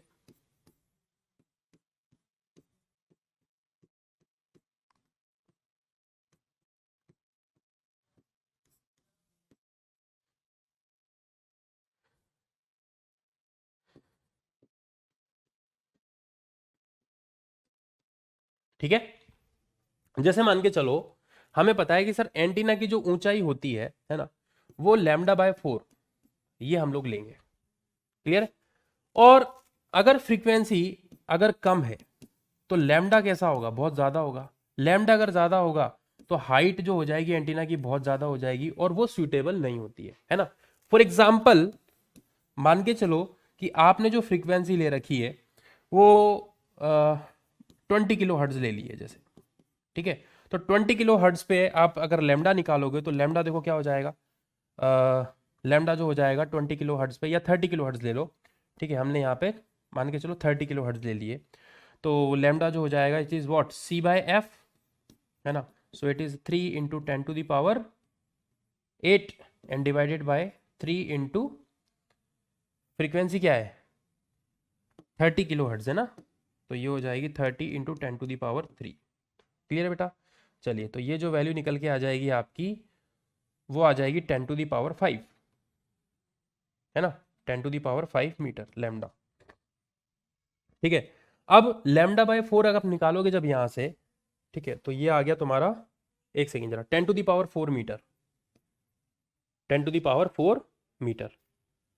ठीक है, तो तुम्हारा जो लैम्डा है उसकी जो वैल्यू निकल के आ गई है वो मैं क्या निकल के आ रही है, 10 किलोमीटर लिख सकता हूं मैं, है ना। 10⁴ मीटर को क्या लिखा जा सकता है, 10 किलोमीटर लिख सकते हैं जी सर, है ना। तो जरा देखो, टावर जो ऊंचाई आ जाएगी एंटीना की वो λ/4 मतलब 10/4 किलोमीटर, वो आ रही है 2.5 किलोमीटर।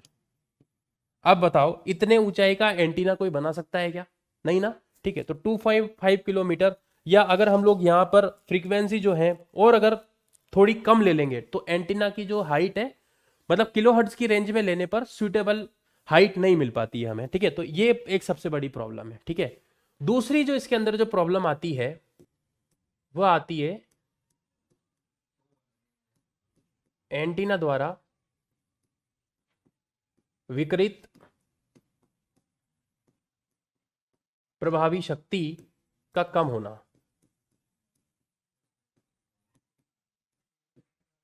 बेटा ये जो P होती है ये इनवर्सली प्रोपोर्शनल टू किसके होती है, लैम्डा स्क्वायर की, ठीक है। अब जरा देखो, अगर फ्रीक्वेंसी कम होगी तो लैम्डा कैसा होगा, ज्यादा, तो पावर जो होगी वो क्या होगी, कम। तो ये एक सबसे बड़ी प्रॉब्लम है, ठीक है। आई बात समझ में। तीसरा जो इसके अंदर प्रॉब्लम है वो होती है सिग्नलों का मिश्रण, है ना। लो फ्रीक्वेंसी के सिग्नल्स को डायरेक्टली अगर ट्रांसमिट किया जाएगा तो बहुत सारे लो फ्रीक्वेंसी के सिग्नल जो है आपस में क्या हो जाएंगे, उनकी क्या हो जाएगा, मिश्रण हो जाएगा, ठीक है। तो सिग्नलों का अगर मिश्रण हो जाएगा तो रिसीवर साइड पे, है ना, सिग्नलों का मिश्रण जब होगा तो रिसीवर साइड पे मिश्रित सिग्नल हमारे पास पहुंचेंगे जिन्हें एक्सट्रैक्ट करना फिर क्या होगा, मुश्किल होगा, ठीक है। तो ये सब समस्याओं का समाधान करने के लिए मॉड्यूलन का यूज किया जाता है, ठीक है। तो मॉड्यूलन बेटा क्या है, मॉड्यूलन एक ऐसी प्रक्रिया है जिसमें जिसमें निम्न आवृत्ति के सिग्नल को, है ना, निम्न आवृत्ति के जो मैसेज सिग्नल है, सूचना सिग्नल है, उन्हें उच्च आवृत्ति के सिग्नल पर अध्यारोपित किया जाता है, ठीक है। तो हम लोग अगर इसमें मॉड्यूलन में लिखे हैं तो मॉड्यूलन क्या है, मॉड्यूलन एक ऐसी प्रक्रिया है एक ऐसी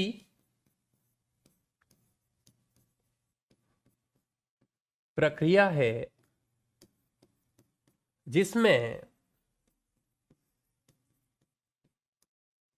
जिसमें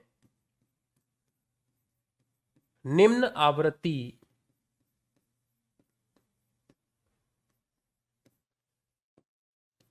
सिग्नल को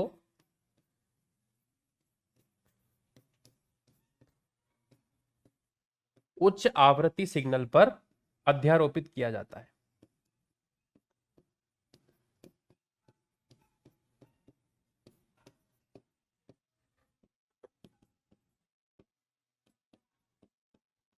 अध्यारोपित किया जाता है,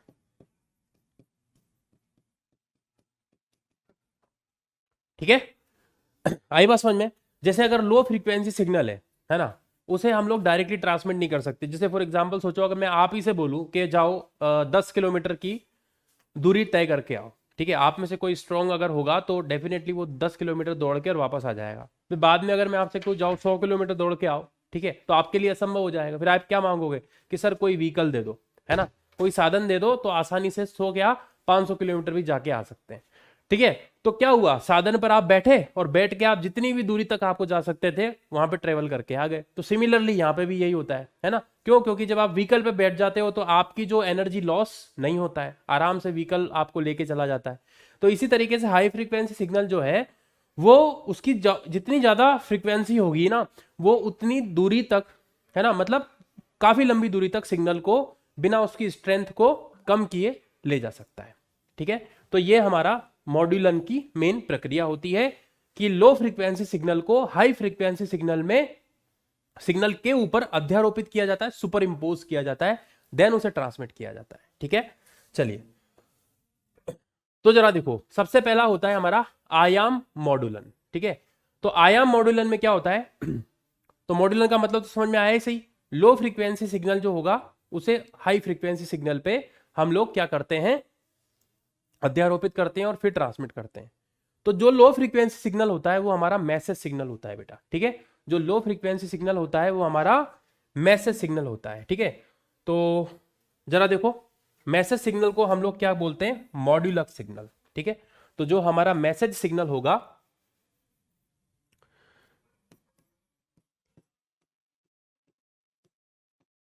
है ना, जो मैसेज सिग्नल होगा उसे mt से रिप्रेजेंट करेंगे। किससे रिप्रेजेंट करेंगे, mt से, ठीक है।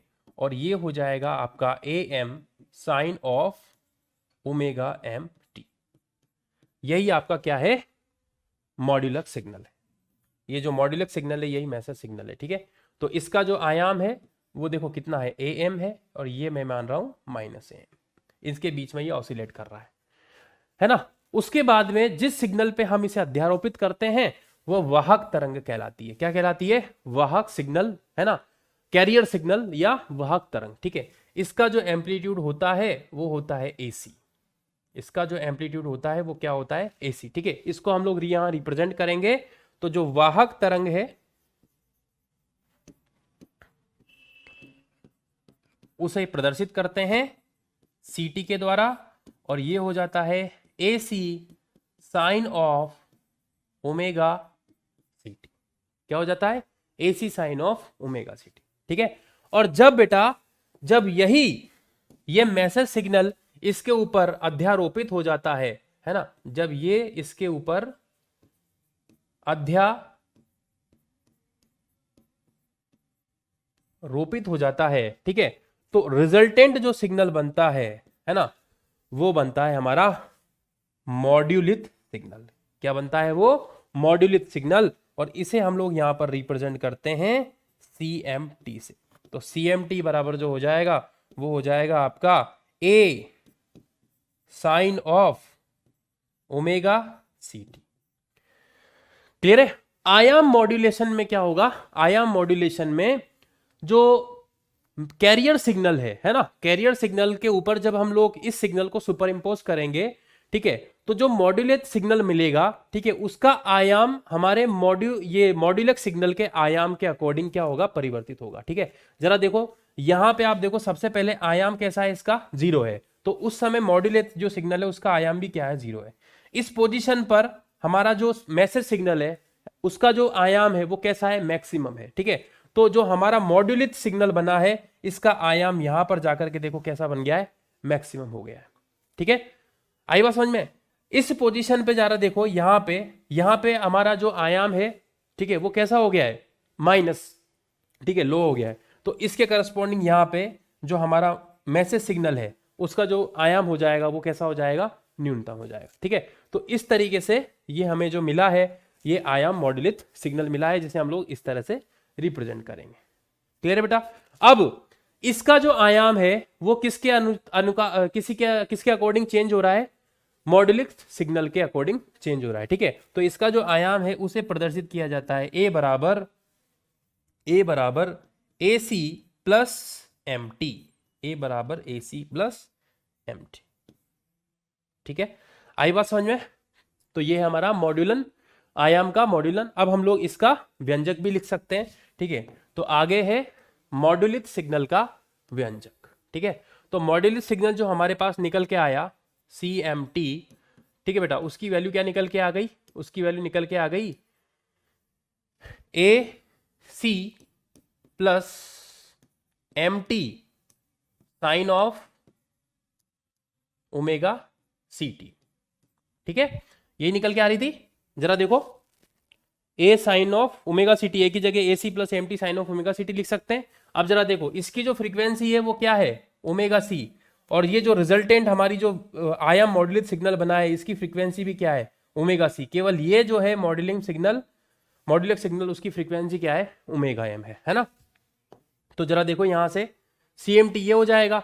अब इसे आप क्या लिख सकते हो, AC plus AM sine of omega MT, है ना बेटा, into sine of omega CT, ठीक है। तो यहां से एक काम करिए, AC को आप बाहर निकाल लें, तो बाहर निकालोगे तो 1 प्लस यहां पे बचेगा AM divided by AC sine of omega MT, है ना, into sine of omega CT, ठीक है। अब आप इसका इसमें मल्टीप्लाई करोगे, ठीक है। तो यहां से भाई आप जरा देखो AM बाय AC जो है इसे मैं यहां पे रिप्रेजेंट करता हूं, AM बाय AC को मैं यहां पे रिप्रेजेंट करता हूं म्यू से, ठीक है। और ये जो कहलाता है, ये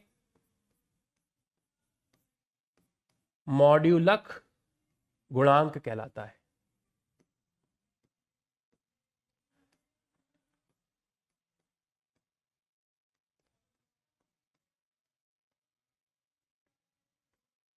mu.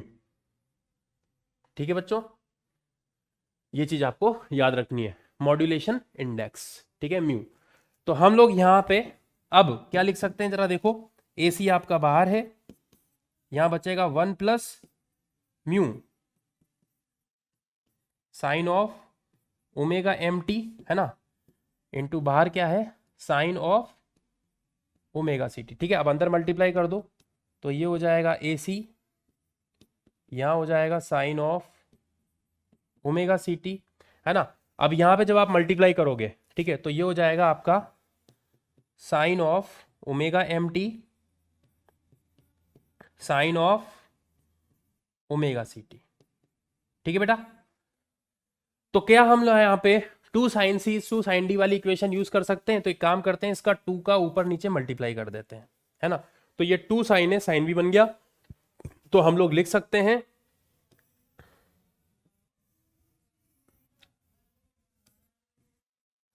CMT that is equal to AC sine of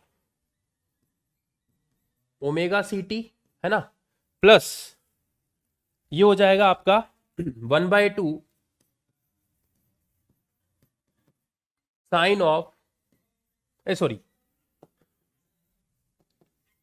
cos of, है ना। क्या होगा भाई यहां पे, ये जो दे रखा है आपको sine C sine D, 2 sin C sin D क्या हो जाएगा, cos C minus D/2 cos C plus D/2। अरे अगर 2 लिखा हुआ है तो 2 sin C sin D cos C minus D and minus cos C plus D, ये होता है। ठीक है, तो ये हो जाएगा अपना cos omega C minus omega M into T and minus का cos of omega C plus omega M into T। देखो बेटा, कोई दिक्कत है क्या? नहीं ना, ठीक है। तो यहां से जो हमारा रिजल्टेंट सिग्नल बनेगा वो बन जाएगा AC sine of omega CT, ठीक है, प्लस और यहाँ पे म्यू भी है ना, सॉरी यहाँ पे म्यू भी है, तो ये लिखना मैं भूल गया, तो 2 टाइम्स ऑफ यहाँ म्यू भी है ना, तो ये हो जाएगा हमारा mu times of AC/2 cos of omega C minus omega M into T and minus mu times of AC/2 cos of omega C plus omega M into T। Clear है, कोई दिक्कत नहीं। तो जरा देखो, ओमेगा C और यहाँ पे जो फ्रीक्वेंसी मिली है omega C minus omega M, omega C plus omega M और ओमेगा C, ठीक है। इसे अगर हम लोग यहाँ पे अलग से रिप्रेजेंट करें तो यहाँ पे भाई इस तरीके का हमें ग्राफ मिलेगा, ठीक है। यहाँ पे ओमेगा C के करस्पॉन्डिंग AC, इसके करस्पॉन्डिंग म्यू AC/2, है ना। तो ये एक फ्रीक्वेंसी है omega C plus omega M, यहाँ पे omega C minus omega M। तो इनके बीच का जो डिफरेंस होता है वही क्या कहलाती है, आपकी bandwidth, and that is equals to 2 times of omega M, that is equals to 2 times of omega M। ये क्या कहलाएगी, एम सिग्नल की बैंडविड्थ, मॉड्यूलेटेड सिग्नल जो मिला है उसकी वेवलेंथ, है ना। ये आ जाएगा म्यू AC/2। क्लियर बेटा, कोई दिक्कत नहीं। अब इसके पीछे की तरफ जाके देखें अगर हम लोग, तो यहां पे इसका मैक्सिमम वैल्यू मिल रहा है, ठीक है, और यहां पे इसका कैसा वैल्यू मिल रहा है, मिनिमम वैल्यू मिल रहा है इसके एम्पलीट्यूड का, ठीक है। तो जरा देखो, ए मैक्सिमम को आप क्या लिख सकते हो, ए मैक्सिमम को क्या लिख सकते हो, अगर यहां से देखें तो ए मैक्सिमम को इस मैसेज सिग्नल के अकॉर्डिंग अगर हम लोग लिखें तो ये हो जाएगा आपका AC plus AM sine of omega MT, ठीक है ना। तो ए मैक्सिमम को क्या लिखा जा सकता है बेटा, it is AC plus AM, है ना। और ए मिनिमम को क्या लिख सकते हो, तो ये तो तुम्हारा मैक्सिमम सिग्नल आया, है ना। इसी तरीके से ए मिनिमम को क्या लिख सकते हो, ए मिनिमम को लिख सकते हो AC minus A minimum, AC minus AM, clear है। तो ये AC plus AM that is A maximum, A C minus M that is a minimum. ठीक है, तो यहां से क्या निकाला जा सकता है, यहां से निकाला जा सकता है ए सी। तो ए सी की वैल्यू जो आ जाएगी वो आ जाएगी A maximum plus A minimum by 2। तो ये हो जाएगा आपका A maximum plus A minimum divided by 2। और एम जो आ जाएगा उसको आप लिख सकते हो A maximum plus A minimum divided by. Clear है? अब यहां पे जो हमने मॉड्यूलेशन इंडेक्स लिखा है म्यू, वो क्या है, एम बाय ए सी। ठीक है, तो म्यू बराबर क्या लिखा जा सकता है, ए एम अपॉन ए सी। ठीक है, और ए एम अपॉन ए सी यहां से क्या लिख सकते हैं, एम जो हो गया वो A maximum plus A minimum by 2, और ए मैक्सिमम ए सी क्या हो जाएगा, A maximum plus A minimum by 2। ये यहाँ पे बेटा माइनस आएगा। ठीक है, यहाँ पे जो आएगा वो क्या आएगा, माइनस आएगा, A maximum minus A minimum by 2। ठीक है, इसमें से जब आप इसको माइनस कर दोगे तो ए सी से ए सी कैंसिल आउट हो जाएगा, यहाँ पे बचेगा A maximum minus A minimum that is 2 times of A M. तो इस तरीके से ए एम लिखा जा सकता है। ठीक है, तो हम लोग यहाँ पे लिख सकते हैं इसे, क्या लिख सकते हैं, that is A maximum minus A minimum divided by 2, है ना, और इसको A maximum plus A minimum divided by. ठीक है, तो म्यू जो हो जाएगा उसकी वैल्यू हो जाएगी, it is what, A maximum minus A minimum divided bye A maximum plus A minimum. ठीक है भाई, कोई दिक्कत नहीं। अब इसमें एक चीज कंडीशन देखो सर, क्या कि इधर ही बताता हूं मैं आपको। सोचो कि अगर ए सी ए एम के बराबर है, ए सी किसके बराबर है, ए एम के बराबर है, तो उस कंडीशन में जो आपको मैक्सिमम मिलेगा, ठीक है, वो किसके बराबर मिल जाएगा, वो किसके बराबर मिल जाएगा, 2 टाइम्स ऑफ ए एम के बराबर या 2 टाइम्स ऑफ ए सी के बराबर, और मिनिमम कितना मिल जाएगा, 0 मिल जाएगा। ठीक है, तो इस केस में ए मैक्सिमम जो हो जाएगा उसकी वैल्यू हो जाएगी 2 टाइम्स ऑफ ए सी, और ए जो मिनिमम हो जाएगा उसकी वैल्यू किसके बराबर हो जाएगी, 0, है ना। ए सी अगर एम के बराबर है तो A C plus A C 2 times of A C और ए मिनिमम इतना हो गया। ठीक है, अब सर इस केस के अंदर अगर हम लोग मॉड्यूलेशन इंडेक्स अगर निकालें, ठीक है, तो जरा देखो वो क्या निकल के आएगा, वो ये निकल के आ रहा है, A max minus A minimum, A max plus A minimum. ठीक है, A max minus A minimum, A max plus A minimum. ठीक है, तो ए मिनिमम की वैल्यू तो क्या आ रही है, 0 आ रही है ना, देखो ए मिनिमम की वैल्यू देखो यहां से क्या आ रही है, 0 आ रही है, और ए मैक्सिमम की वैल्यू क्या आ रही है, 2ac आ रही है। तो यहां पे लिखेंगे हम 2ac माइनस 0, 2ac प्लस 0, तो म्यू की वैल्यू क्या आ गई, 1 आ गई। ठीक है, तो जब कैरियर सिग्नल और मैसेज मॉड्यूलेटिंग सिग्नल का मतलब जो हमारा मॉड्यूलक सिग्नल है और जो हमारा वाहक सिग्नल है, दोनों का अगर आयाम बराबर है, तो उस केस में हमें जो म्यू मिलेगा उसकी वैल्यू क्या मिलेगी, 1 मिलेगी। मॉड्यूलेशन इंडेक्स की वैल्यू क्या मिलेगी, 1 मिलेगी। ठीक है, तो जो याद रखना, म्यू की जो वैल्यू होती है ना, वो 1 से लेकर के और 0 के बीच में लाई करती है। ठीक है बच्चों, चलिए अब आगे बढ़ते हैं।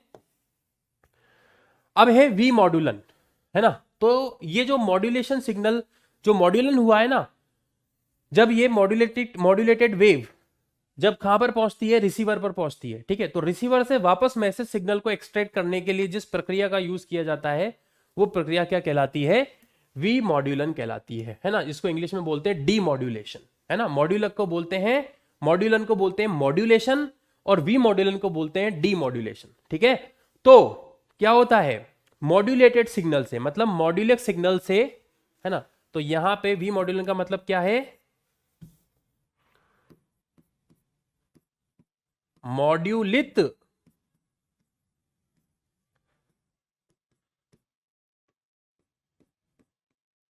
सिग्नल से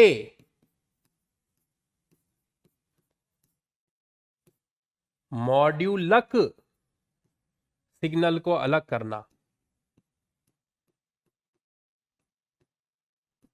सिग्नल को पृथक करने की प्रक्रिया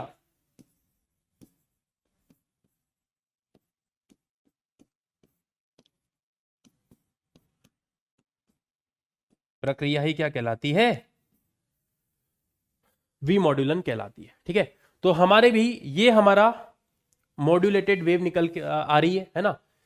अब इसका यूज करके अगर हम लोग जरा देखो, हमारा जो मैसेज सिग्नल था वो कैसा था बेटा, देखना जरा, हमारा मैसेज सिग्नल जो था वो इस टाइप का था।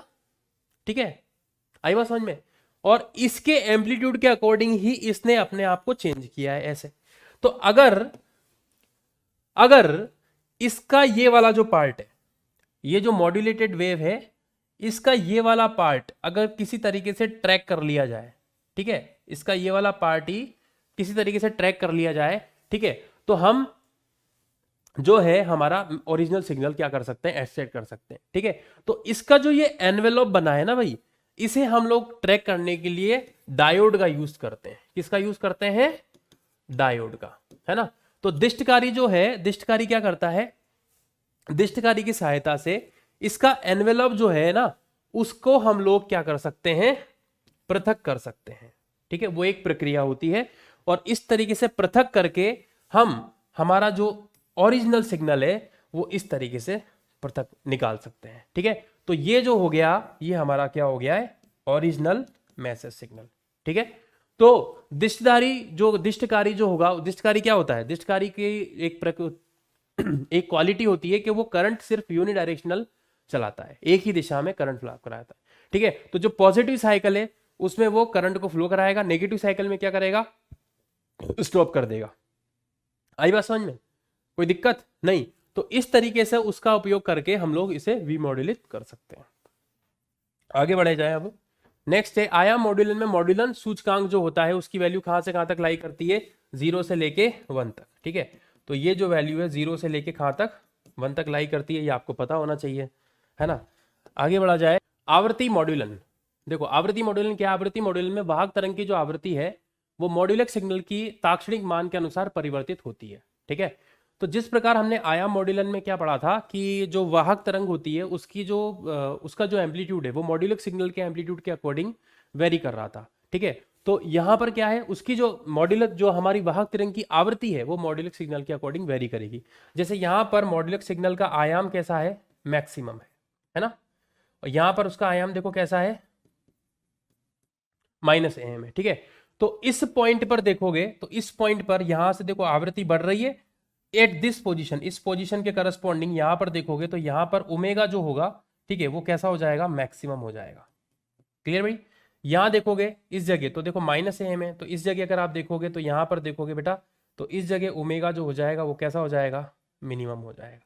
ठीक है, फिर यहाँ पे इस पॉइंट के करस्पॉन्डिंग देखोगे तो फिर देखोगे बेटा यहां पर ओमेगा जो हो जाएगा वो कैसा हो जाएगा, मैक्सिमा, यहाँ पे ओमेगा जो हो गया वो कैसा हो गया, मिनिमा।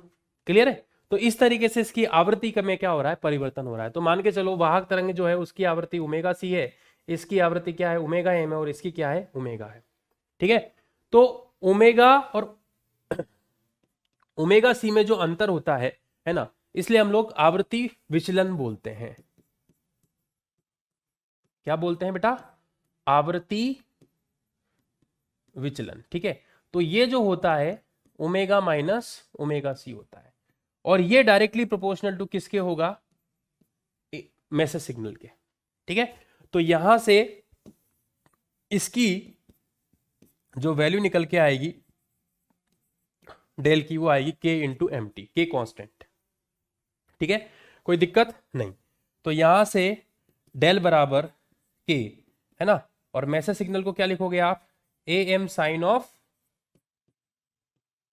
Omega M T. ठीक है, तो डेल जो है उसकी वैल्यू देखो क्या निकल के आ गई, omega minus omega C, and that is equal to K into A M sine of omega M T. Clear है, तो यहां से ओमेगा बराबर जो निकल के आ गया वो आ गया omega C plus K into A M sine of omega M T. ठीक है, तो यहां से ओमेगा का जो मैक्सिमम वैल्यू निकल के आएगा, बताओ जरा वो क्या निकल के आएगा, it is what, omega C plus K A M.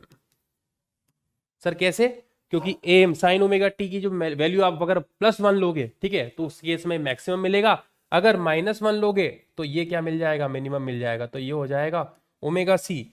अगर साइन ओमेगा टी की ओमेगा एम टी की वैल्यू -1 हो गई तो ये क्या हो जाएगा, माइनस का के ए एम हो जाएगा।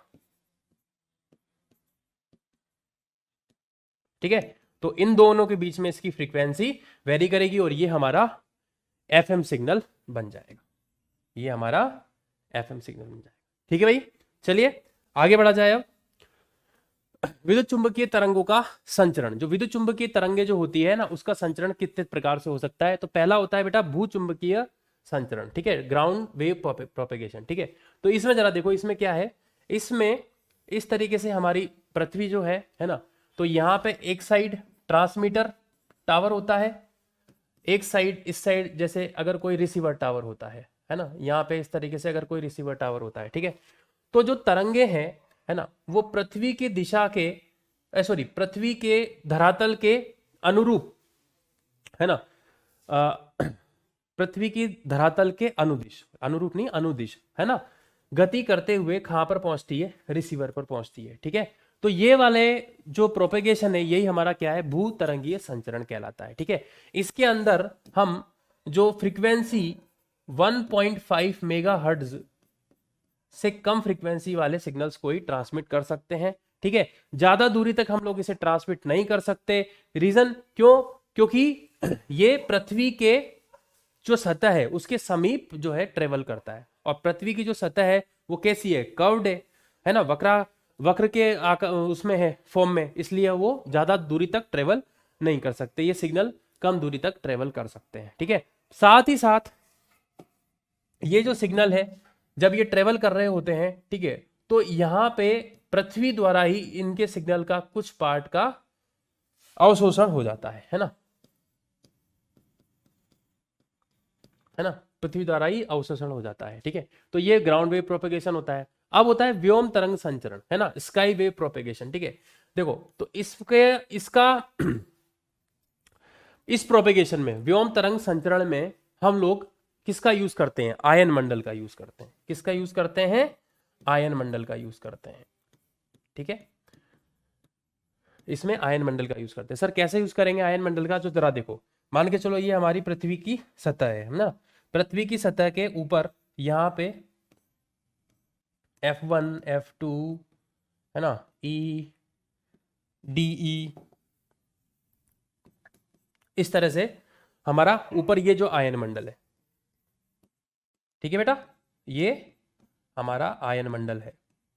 अब यहां पे कोई ट्रांसमिटिंग एंटीना लगा है ना, तो यहां से वेव्स निकलती है, यहां से वेव्स निकलती है। ठीक है, वेव्स निकल करके किसी परत से टकरा के और वापस क्या हो जाती है, रिफ्लेक्ट हो जाती है, और रिफ्लेक्ट होने के बाद में जो रिसीविंग एंटीना है ना, यहाँ पे जो रिसीविंग एंटीना है उस पर जाकर के हो जाती है इंसिडेंट। ठीक है, इसमें जो परास होती है इसकी वो होती है 3 से लेकर के 30 मेगाहर्ट्ज तक की रेंज की। ठीक है, तो 30 मेगाहर्ट्ज से अगर कोई ऊपर वाली फ्रीक्वेंसी अगर है, ठीक है, तो मान के चलो जैसे यहां से कोई फ्रीक्वेंसी आपने ट्रांसमिट की, ठीक है, कोई तरंग, ठीक है, और जिसकी फ्रीक्वेंसी अगर 30 मेगाहर्ट्ज से ज्यादा है, ठीक है, तो वो आयन मंडल को क्रॉस करके बाहर चली जाती है और वो फिर वापस परावर्तित होकर नहीं आ पाती है। ठीक है, तो इस तरीके के हम लोगों का जो प्रोपेगेशन है जो किसके थ्रू हो रहा है, आयन मंडल के द्वारा, वही क्या कहलाता है, हमारा व्योम तरंग संचरण। ठीक है, उसके बाद में है बेटा आकाश तरंग संचरण। ठीक है, इसमें जो मैसेज सिग्नल अगर की फ्रीक्वेंसी अगर 40 मेगाहर्ट्ज से ज्यादा है, तब हम लोग फिर आकाश तरंग संचरण का, है ना, स्पेस वेव प्रोपेगेशन का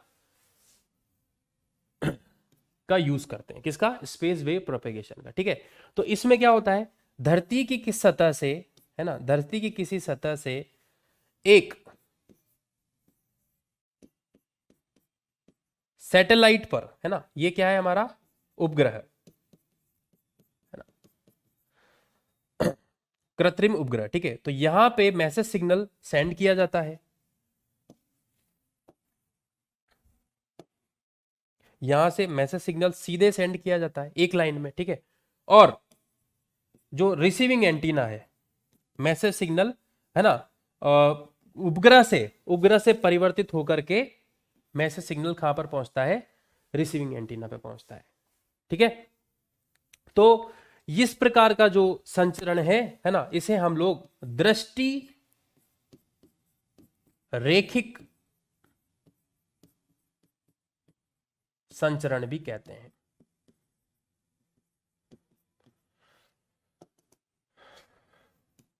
है ना, line of site communication. Clear है? इसमें क्या होता है, जो हमारी तरंग है वो सीधी रेखा में जाती है ना, फिर सैटेलाइट पर पहुंचती है और सैटेलाइट उसे वापस सीधी रेखा में किधर की तरफ भेज देता है, रिसीवर की तरफ। और 40 मेगाहर्ट्ज से ज्यादा अगर फ्रीक्वेंसी अगर है तो उस पर में हम लोग आकाश तरंग संचरण का उपयोग कर सकते हैं। ठीक है भाई, तो ये विद्युत चुंबकीय तरंगों को ही इस तरीके से प्रेषित किया जाता है ना। अब बेटा देखो, विद्युत चुंबकीय तरंगों के कुछ गुण आप लिख लो, है ना, वो ध्यान रख लो। विद्युत चुंबकीय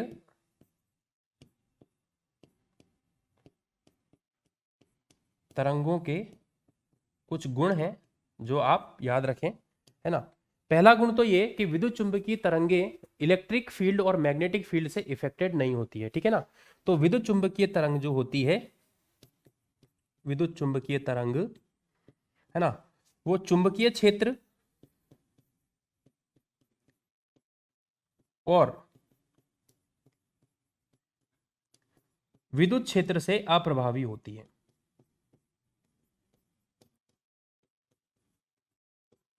ठीक है, ये जो है निर्वात में भी गमन कर सकती हैं, ये जो है निर्वात में भी गमन कर सकती हैं।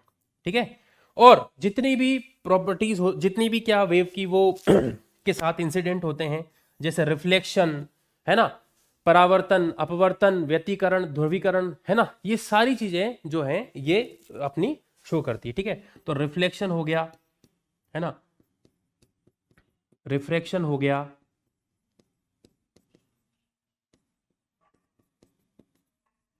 है ना, पोलराइजेशन हो गया,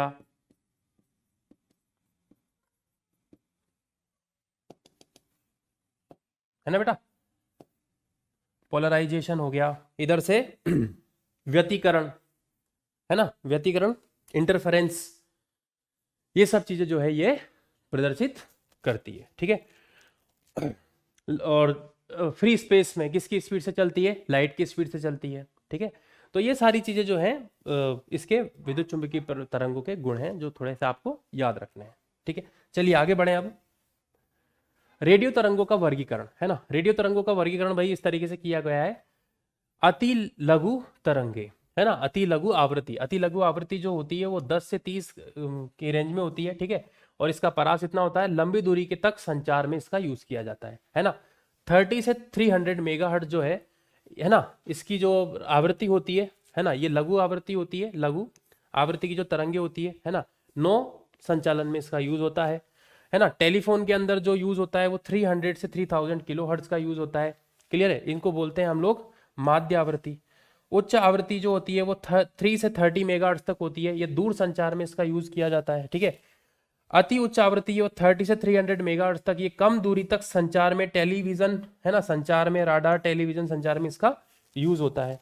ठीक है, फिर ये हो गया, है ना, परा उच्च आवृत्ति 300 से 3000 मेगाहर्ट्ज और 3000 से 30,000 मेगाहर्ट्ज। ठीक है, ये राडार उपग्रह संचार में इसका यूज होता है। तो ये वाली जो टेबल है ये भी थोड़ी आपको ध्यान रखनी है। ठीक है, चलिए आगे बढ़ा जाए। अब टीवी प्रसारण के लिए निम्नलिखित में से कौन सी आवृत्ति परास है? अभी थोड़ी देर पहले पढ़ा हमने 30 से लेकर के 300 मेगाहर्ट्ज। ठीक है, चलिए बच्चों आगे बढ़े। अब नेक्स्ट है व्यावसायिक एफएम रेडियो प्रसारण के लिए अनुमत आवृत्ति परास जो होती है वो 88 से 108 मेगाहर्ट्ज होती है। ठीक है, 108 मेगाहर्ट्ज होती है बेटा, आप ये याद रखेंगे। ठीक है, कि 88 से 108 मेगाहर्ट्ज जो होगी वह किसकी परास होगी? एफएम की होगी। ठीक है, चलिए आगे बढ़ते हैं। अब टेलीविजन नेटवर्क में प्रयुक्त होती है सूक्ष्म तरंगे, गामा तरंगे, अति उच्च आवृत्ति वाली रेडियो तरंगे। ठीक है, गामा तरंगे तो नहीं होती है, सूक्ष्म तरंगे जो होती है ना, माइक्रोवेव, इनका यूज हम लोग सैटेलाइट कम्युनिकेशन में इनमें करते हैं। ठीक है, नेक्स्ट है आकाश तरंगों का उपयोग होता है दृष्टि रेखी संचार में, उपग्रह संचार में, दृष्टि रेखी संचार तथा उपग्रह संचार दोनों में, ठीक है भाई। तो दृष्टि रेखी संचार में भी हम लोग को पता है कि हमारी जो स्काई वेव प्रोपेगेशन होता है वो दृष्टि रेखीय संचार होता है ना, सीधी लाइन में तरंग जाएगी टकरा और उपग्रह से वापस सीधी लाइन में वापस आएगी, ठीक है, रिसीवर तक। और उपग्रह संचार में भी इसका उपयोग होता है, ठीक है। तो इसका कौन सा ऑप्शन करेक्ट हो जाएगा हमारा, दृष्टि रेखीय संचार तथा उपग्रह संचार दोनों में, ठीक है भाई। तो इस तरह से भाई आज का लेक्चर समाप्त होता है, मिलते हैं नेक्स्ट लेक्चर में, धन्यवाद। पढ़ाई करते रहें, ऑल द वेरी बेस्ट।